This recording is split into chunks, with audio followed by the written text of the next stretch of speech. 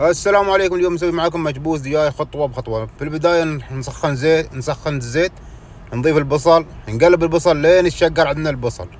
بعد ما يتشقر عندنا تقريبا البصل نضيف الدجاج، نقلب الدجاج مع البصل حتى يتجانس نكهة البصل مع الدجاج، تخوض زفرة الدجاج.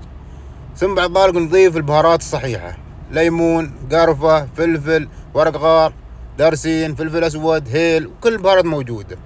بعدها نضيف مع الطماط ونقلب مع بعض. بعدها نضيف كركم، فلفل أسود، بابريكا، وبزار عربي، وملح، ونقلب مع بعض. ثم نضيف معجون الطماط وشوية صبغ من صبغ الزعفران عشان يعطينا اللون، ونقلب عشان يتجانس الألوان مع بعض. بعد ما تجانس الألوان مع بعض نضيف الماء الساخن حتى يغطي مستوى الدجاج.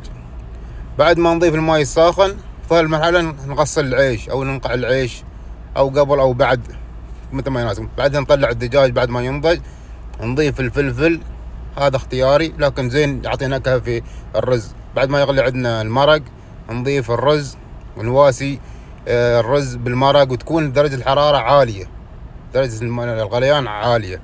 بعد ما يوصل هالمرحلة نهدي النار شوية. بعد ما يوصل هالمرحلة نضيف البهارات قليلا ونهدي النار على أهدى شيء بهذه الطريقة، نفس الشمعة، ونغطي بالقصدير وخليه يسكر لمدة 20 دقيقة 25 دقيقة. وهذا شكل الرز، وعليكم بألف عافية.